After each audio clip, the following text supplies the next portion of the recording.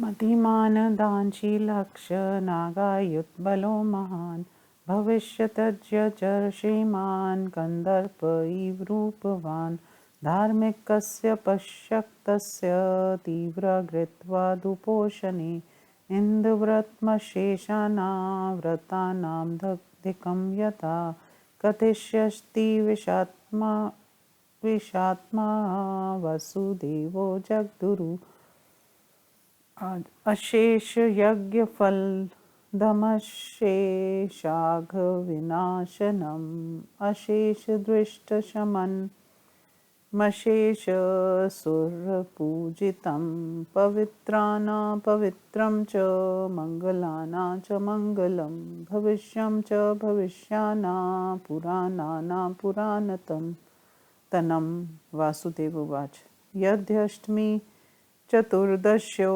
द्वादशीष्वत् भारत अन्येष्वपि दीनर्षेषु न शक्त सत्वमुपोषितुं तत्तं तथा पुण्यां तिथिमिमा सर्वपापप्रणाशिनीम् उपोष्य विधिनानेन गच्छ विष्णो परं पदम् माध्यमासस्य दशमी यदा शुक्ला भवेत् तदा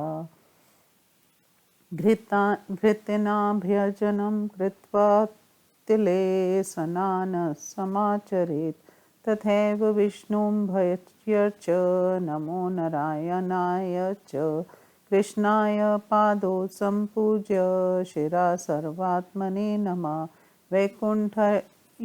वैकुण्ठायेति वैकुण्ठमुरश्रीवत्सधारिणे शाखिने चक्रिणे तद्वगदिने वरदाये वयो सर्वनारायण सयैवं सम्पूज्य बाहवाक्रमात् दामोदरायत्युद्रं मेढ्रं पञ्चश्राय वै उरुसौभाग्यनाथाय जानुनि भूतधारिणे नमो नीलाय वैजङ्घे पादो विश्वसृजे नमः नमो देव्य नमो शान्ते नमो लक्ष्मे नमो श्रिये नमो पुष्टचे नमस्तुष्टे धृष्टचे हृष्टचे नमो नमः नमो विहङ्गनाथाय वायुवेगाय पक्षिणे विश्वप्रमाथिने नित्यं गरुडं चाभिपूजयेत् एवं सम्पूज्य गोविन्द उमापति विनायको गन्धे मारलयेस्तथा धूपे भक्षे नानाविधैरपि गव्येन पयसा सिन्ध्वा किरसारामथा वागयत सपीर्षा से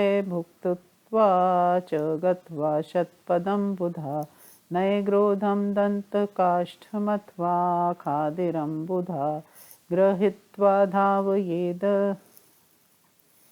दन्तानाचान्त प्रादुदन्मुखा ब्रूयात् सायतनी कृत्वा सन्ध्यामस्तमिते रवो नमो नारायणायेति त्वमहं शरणं गता एकादश्यां निराहारा सम्भयर्च केशवं रात्रि च सकलां स्थित्वा स्नानं च पयसा तथा सर्पिषाचापि दहनं हुत्वा ब्राह्मणपुण्डवे सहैव पुण्डरीकाक्ष द्वादशाक्षीरभोजनं करिष्यामि यतात्माहं निर्विघ्नेनास्तु तच्च मे एवमुक्त्वा सपद भूमावितिहासकथां पुनः श्रुत्वा प्रभाते सञ्जाते नदीं गत्वा विशामप्ते स्नानं कृत्वा मुदा तद्वत् पाषण्डानीभिवर्जयेत् उपासे सन्ध्याविधिवत् कृत्वा च प्रत्यर्पणं प्रणम्य च हृषिकेशं सप्तलोकैकमीक्षरं गृहस्य पुरतो भक्तया मण्डपं कारयेत् बुधा दशहस्तमथाष्टो वा क्रान् कुर्याद्विषां पते चतुर्हस्तां शुभां कुर्याद् वेदी मरीनिषूदन चतुर्हस्तप्रमाणं च विन्यसेत् तत्र तोरणम् आरोप्य कलशं तत्र दिक्पालान् पूजयेत् ततः छिद्रेण जलसम्पूर्णमत् कृष्णाजिन्न स्थितता तस्य धारां च शिरसा या धारयेत् सकलां निशां तथैव विष्णु शिरसि क्षीरधारां प्रपायत्येत् अरित्रमात्रं कुण्डं च कुर्यात्र तत्र त्रिमेखलं योनिवक्त्रं च ततः कृत्वा ब्राह्मणे यवसर्पषि तिलाक्षं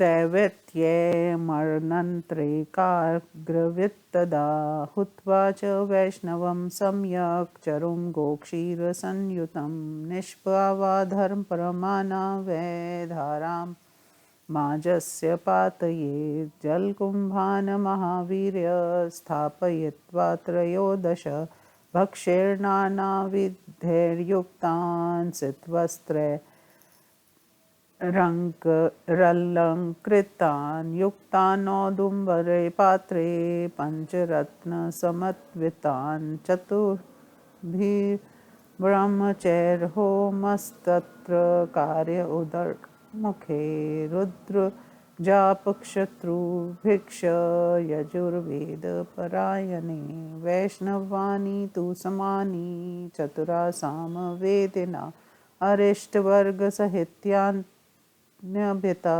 परिपाठयेत् एवं द्वादशतान् विप्रान् वस्त्रमालायानुलेपने पूजयेदण्डुल्येक्ष च कटके हर्मसूत्रके वासोभिशयनीक्ष वित्साठ विवर्जिता एवं क्षपतिवाहा च गीतमङ्गलनिस्वने उपाध्यायस्य च पुण्डिर्गुणं सर्वमेव तु तत्प्रभाते विमलय समुत्थाय त्रयोदश गां वैद्यात् कुरुश्रेष्ठ सौवर्णमुखसंयुता पयस्विनी शीलवती कांस्य दोहसमन्विता रौप्यखुरासव सत्राक्ष चन्दनेनाभिषेचिता तास्तु तेषां ततो भक्त्या भक्ष्यभोजायान् तर्पितान्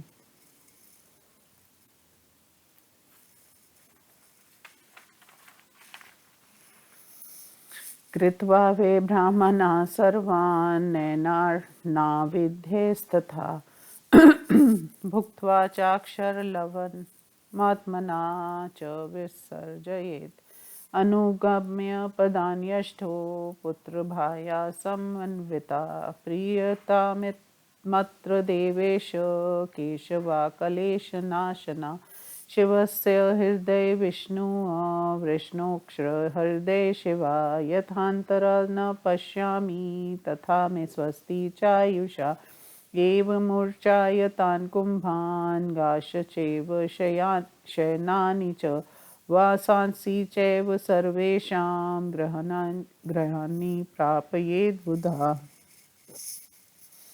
अभावे बहुष्यानामेकामपि सुकृतां शयां दध्यादधिज्यातेक्ष सर्वो परस्परं संयुताम् इतिहासपुराणानि वाचयित्वातिवाहयेत् त्वदिननर्षादुर्लय इच्छेद विपुलां श्रियं तस्मात् त्वं सत्त्वमालम्ब्य भीमसेन विमत्सरा कुरु व्रतमिदं सम्यक् स्नेहात् तव मयेरितं तव्यकृतमिदं वीर त्वन्नामाख्यं भविष्यति सा भीमद्वादशी होषा सर्वपापहरा शुभा या तु कल्याणनी नाम पुरा कल्पेषु पठ्यते त्वमादिकर्ता भव सौकरे अस्मिन् कल्पे महावीरवर प्रधान यस्या स्मरन् कीर्तन नमः परिशेषं विनष्टपापस्त्रीदशाधिपः स्यात् कृत्वा च यामपप्सरासां द्विषा वेश्या कृता हान्यभवान्तरेषु आभिर्कन्यातिकुतूहलेन सर्वो वर्षी सम्प्रति नागपृष्ठे जातात्वा वैश्यकुलोद्वापि पुलों कन्या पुरुहूतपत्नी तत्रापि तस्या परिचारिकेयं मम प्रिया सम्प्रति सत्यभामा स्नातपुरा मंडल में तद्वत् तेजोमय वेद शरीरमाप अस्यां च कल्याणतिथो विश्वस्वान् सहस्रारेण सहस्रशिम इदमेव कृतं महेन्द्र मुख्ये वसुर्भिदेवसुरा ऋभिस्तथा तु फलमसेना शक्तेभिः वक्तुं यदि जिहायुत् कोट्यो मुखे स्यु कलिकलुष्य विदारिणी मनन्तामिति कथयति यादवेन्द्रसूनो अपि नरकगतान् पृतन्निःशेषानलं मूर्धितमिहेव य करोति य इदमद्वैविदारणं शृणोति भक्त्या परिपठति परोपकारहेतु तिथिमहे सकलार्थभाण्डनरेन्द्रस्तवश्च्युत चतुरानन साम्यतामुपते कल्याणी नाम पुरा बभूव्या द्वादशी माघ दिनेषु पूजया सा पाण्डुपुत्रेण कृता भविष्यत् तयनन्तपुण्यानघ भीमपूर्वा इति श्रीमात्स्ये महापुराणे भीमद्वादशी व्रतं नामेकोनसप्ततितमो अध्याय। हिंदी अनुवाद। मत्स्य भगवान ने कहा, राजन, प्राचीन रथन कल्प की बात है।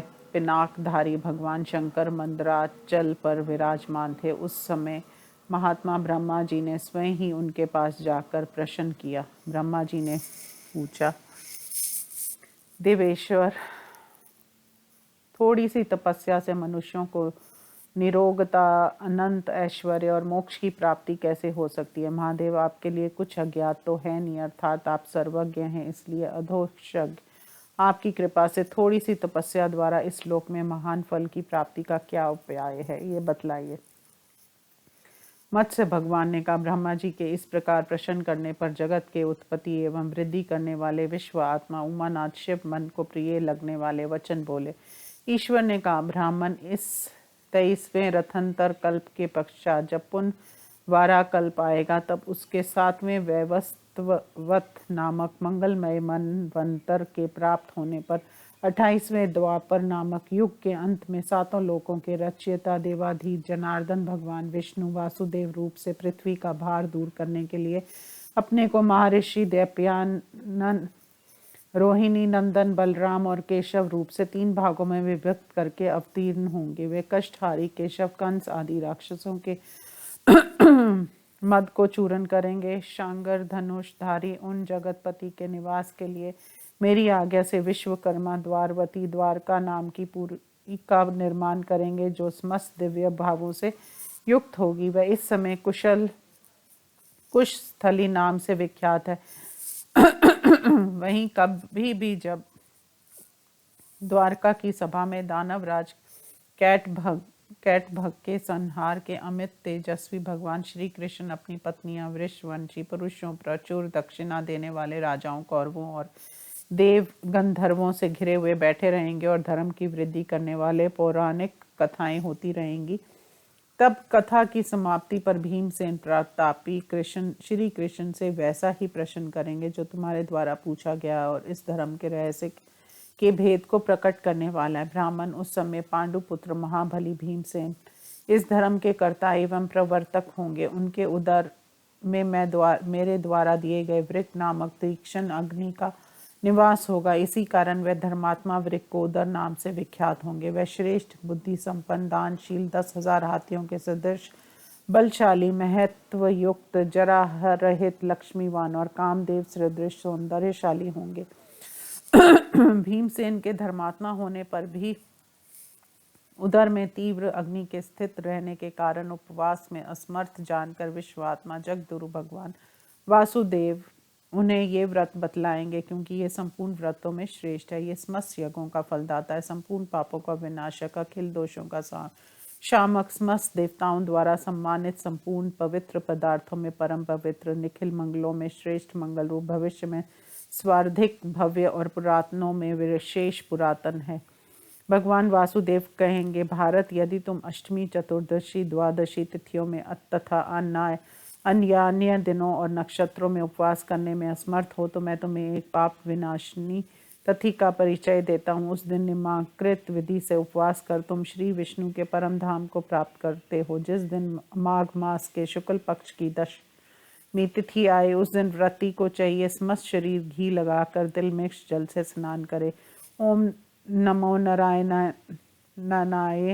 इस मंत्र से भगवान श्री विष्णु का पूजन करें। श्री कृष्णाय नमो कहकर दोनों चरणों की ओर स्वरात्मने नमो कहकर मस्तक की पूजा करें। वैकुंठाय नमो इस मंत्र से कंठ की और श्री वत्सारे सधारणीय नमो इससे वक्ष स्थल की अर्चा करें। फिर शंखिने नाम, चंक्रिने नमो, गदिने नमो, वरदाय नमो तथा सर्व नारायण से सब कुछ नारायण का ही है ऐसे कहकर अवाहद आदि के क्रम से भगवान की बाहुओं की पूजा करें। इसके बाद दामोदराय नमो कहकर उदर का पंचराय नमो इस मंत्र से जनेन्द्रिय का सौभाग्यनाथाय नमो इससे दोनों जंगों का भूतधारणीय नमो से दोनों घुटनों का नीलाय नमो इस मंत्र से पिंडलियों घुटनों से नीचे भाग का और विक्ष सृज नमो इससे पुन दोनों चरणों का पूजन करें। तत्पश्चात देवाय नमो, शांताय नमो, लक्ष्माय नमो, श्रिये नमो, पुष्टे नमो, तुष्टे नमो, धृष्टे नमो, हृष्टे नमो इन मंत्रों से भगवती लक्ष्मी की पूजा करें। इसके बाद विहंगनाथाय नमो, वायुवेगाय नमो, पक्षने नमो, विश्वप्रामिथे नमो इन मंत्रों के द्वारा सदा गरुड़ की पूजा करनी चाहिए। इस प्रकार गंध, पुष्प, धूप तथा नाना प्रकार के पकवानों द्वारा श्री कृष्ण की, महादेव जी की तथा गणेश जी की भी पूजा करें। फिर गौ के दूध की बनी हुई खीर लेकर घी के साथ मौन पूर्वक भजन करें। भोजन के अंतर विद्वान पुरुष 100 पग चलकर बरगद अथवा खैर की दातुन ले उसके द्वारा दांतों को साफ करें। फिर मुंह धोकर आचमन करें। सूर्यास्त होने के बाद पूर्वाभिमुख अथवा उत्तराभिमुख बैठकर सायंकालीन संध्या करें। उसके अंत में ये कहें, भगवान श्री नारायण को नमस्कार है, भगवान मैं आपकी शरण में आया हूँ। इस प्रकार प्रार्थना कर के रात्रि में शयन करें। दूसरे दिन एकादशी को निराहार रहकर भगवान केशव की पूजा करें और रात भर बैठा रहकर प्रातःकाल दूध या जल से स्नान करें। फिर अग्नि में घी की आहुति देकर प्रार्थना करें। पुंडरीकाक्ष में जितेंद्रिय होकर द्वादशी को श्रेष्ठ ब्राह्मणों के साथ ही खीर का भोजन करूंगा। मेरा ये व्रत निर्विघ्नता पूर्वक पूर्ण हो, ये कहकर इतिहास पुराण की कथा सुनने के पश्चात भूमि पर शयन करे। राजन सवेरा होने पर जाकर नदी में प्रसन्नता पूर्वक स्नान करे। पाखंडियों के संसर्ग से दूर रहें। विधि पूर्वक संध्योपासन करके पितरों का तर्पण करें। फिर सातों लोकों के एकमात्र अधिक्षर भगवान ऋषिकेश को प्रणाम करके बुद्धिमान व्रती घर के सामने भक्ति पूर्वक एक मंडप का निर्माण कराए। राजन वह मंडप 10 अथवा 8 हाथ लंबा चौड़ा होना चाहिए। शत्रुसूदन उसके भीतर 4 हाथ की सुंदर वेदी बनवाएं। वेदी के ऊपर 4 हाथ का तोरण लगाएं। फिर सुदृढ़ खंभों के आधार पर एक कलश रखें और दिक्पालों की पूजा करें। उसमें नीचे की ओर उड़द के दाने के बराबर छेद कर दें। तदंतर उससे जल भरें और स्वयं उसके नीचे काला मृग चर्म बिछाकर बैठ जाएं। कलश से गिरती हुई धारा को सारी रात अपने मस्तक पर धारण करें। उसी प्रकार भगवान विष्णु के सिर पर दूध की धारा गिराएं। फिर उनके निमित्त एक कुंड बनवाएं जो हाथ भर लंबा, उतना ही चौड़ा और उतना ही गहरा हो। उसके ऊपर किनारे पर 3 मेखलाएं बनवाएं। उसमें यथास्थान योनि और मुख के चिन्ह बनवाएं। तदंतर ब्राह्मण कुंड में अग्नि प्रज्वलित करे। काग्रिक उपास की तरह जौ, घी और तिलों का श्री विष्णु संबंधी मंत्रों द्वारा हवन करें। फिर गौ दुग्ध से बने हुए चरु का हवन करके विधि पूर्वक वैष्णव याग का संपादन करे। फिर कुंड के मध्य में मटर की दाल के बराबर मोटी घी की धारा गिराए। महावीर जिस जल से भरे हुए 13 कलशों की स्थापना करे। वे नाना प्रकार के भक्ष्य पदार्थों से युक्त और श्वेत वस्त्रों से अलंकृत होना चाहिए। उनके साथ अदुम्बर पात्र तथा पंचरत्न का होना भी आवश्यक है। वहाँ 4 ऋग्वेदी ब्राह्मण उत्तर की ओर मुख करके हवन करें। 4 यजुर्वेदी विप्र रुद्र धाया का पाठ करें तथा 4 सामवेदी ब्राह्मण चारों ओर से अरिष्ट वर्ग सहित वैष्णव वसाम का गान करते रहे। इस प्रकार उपयुक्त 12 ब्राह्मणों को वस्त्र, पुष्प, चंदन, अंगूठी, कड़े, सोने की जंजीर, वस्त्र तथा शैया आदि देकर उनका पूर्ण सत्कार करें। इस कार्य में धन की कृपणता ना करें। इस प्रकार गीत और मांगलिक शब्दों के साथ रात्रि व्यतीत करें। उपाध्याय, आचार्य या पुरोहित को सब वस्तुएं अन्य ब्राह्मणों की अपेक्षा दूनी मात्रा में अर्पण करें। कुरुश्रेष्ठ रात्रि के बाद जब निर्मल प्रभात का उदय हो तब शयन से उठकर नित्य कर्म के पश्चात मुख पर सोने के पत्र से विभूषित हुई 13 गौवें दान करनी चाहिए। वह सब की सब दूध देने वाली और सीधी हों, उनके खुर चांदी से मड़े हुए हों तथा उन सबको वस्त्र उड़ाकर चंदन से विभूषित किया गया हो। गौओं के साथ कांसे का दौहन पात्र भी होना चाहिए। गोदान के पश्चात उन सभी ब्राह्मणों को भक्तिपूर्वक नाना प्रकार के भक्ष्य भोज्य पदार्थों से तृप्त करके स्वयं भी क्षीर लवण से रहित अन्न का भोजन करके ब्राह्मणों को विदा करें।